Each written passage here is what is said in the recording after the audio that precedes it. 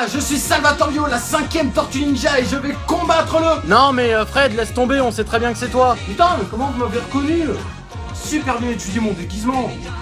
Bon bah générique hein.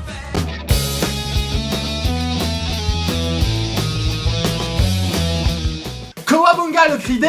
Canard, patate, ornithorynque. Des ninjas, putain, des ninjas!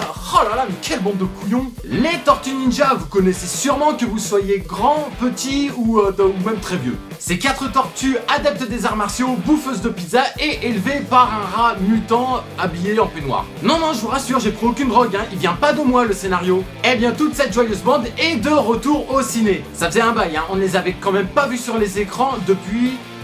1993, oui 21 ans ça commence à dater quand même. Et franchement je suis certain que vous avez eu la même réaction que moi en découvrant la toute première bande-annonce de ce nouveau film diffusé il y a quelques mois. Non mais me mentez pas, on a tous réagi de la même façon. Bon ok, moi pour ma part c'était peut-être un chouïa exagéré. Pourquoi? Ils vont violer mon enfance les ondes. Eh bien après l'avoir vu, je peux le dire, j'ai eu une bonne réaction de con. Ah bah ouais c'est ça de juger un film avant même de l'avoir vu hein. Après on passe forcément pour un trou du cul. Mais avant de poursuivre sur le film, est-ce que vous saviez que les Tortues Ninja étaient à la base un comic book? Et ouais, à l'instar de Spider-Man, Batman ou d'autres justiciers en collant. La première apparition des Chevaliers d'Écaille était donc sur papier dans le comics Teenage Mutant Ninja Turtle, parodiant le célèbre Daredevil. Juste pour vous donner un petit exemple de parodie là comme ça. Daredevil dans sa BD, il se bat contre une organisation secrète qui s'appelle La Main. Et bien les tortues, elles se battent contre le Foot Clan. Autrement dit... le gang des pieds. Oui, je sais, c'est pourri comme nom, hein, mais bon, c'est parodique, hein. Et pourtant, bien que parodique, cette BD était très violente et très sanglante. Ah, on dirait pas comme ça, hein, elles ont l'air toutes gentilles, mais les tortues, faut pas les faire chier. On remarquera même qu'à leur début, les 4 frangins avaient tous un bandeau de couleur rouge et qu'on ne pouvait les différencier que grâce à leurs armes. Et tout ça, ça date de 1984. Allez, prends-toi un bon coup de vieux dans la tronche, Fred. Des héros issus d'une BD. Pas étonnant du coup que ce nouveau film donne une dimension super héroïque à ses experts en arts martiaux. Bon, alors je me dois de le citer, hein, mais c'est produit par Michael Bay, alias Mister. Grosse, très grosse explosion partout. Et ça se ressent vraiment fortement dans la mise en scène. On a droit à quelques plans très sympas. Ah certes, c'est rythmé, il y a très peu de temps mort, mais par contre, on a juste l'impression que c'est un caméraman atteint de Parkinson qui a filmé la plupart des scènes d'action. Ça bouge dans tous les sens, ça tourne, ça file la gerbe, et encore plus avec la 3D. Oui, la 3D, encore une fois, elle sert à que dalle. Mais bon, en même temps, c'est pas comme si on n'avait pas l'habitude, hein. Depuis son apparition dans les salles obscures, il a dû y avoir 3 films qui ont su tirer pleinement profit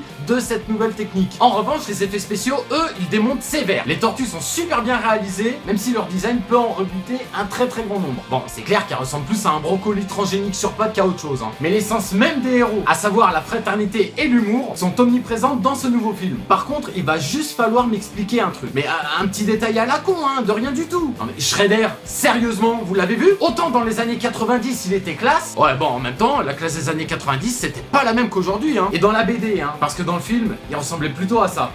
Oui, ça pique les yeux, désolé, j'aurais dû vous prévenir. Aujourd'hui, on dirait juste le résultat d'une partouze entre Freddy Krueger, Edouard Romain d'Argent et un Power Rangers type Megazord. Ah mais là c'est clair, le Shredder actuel, il peut passer le casting pour Transformers 26 sans aucun problème. Le scénar, on n'en parle pas, hein, il est franchement au ras des pâquerettes. Mais allez, soyons honnêtes 2 secondes. Est-ce qu'on va voir les Tortues Ninja pour l'originalité du scénario? On est donc bien d'accord. Et Megan Fox, elle n'est présente que pour attirer les jeunes mâles grâce à une plastique...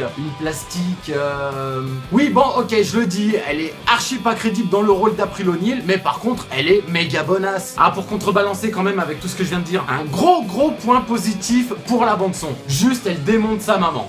Voilà, je pense pas avoir besoin d'argumenter davantage, hein. Bon, ok, un petit peu. C'est très branché hip-hop et ça rythme avec brio toutes les scènes de combat. D'ailleurs, une mention spéciale à une scène en particulier où les Tortues Ninja font du beatbox dans un ascenseur, c'est juste...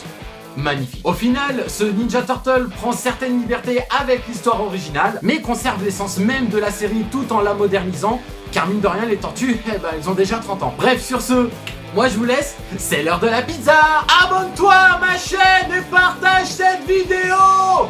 À table.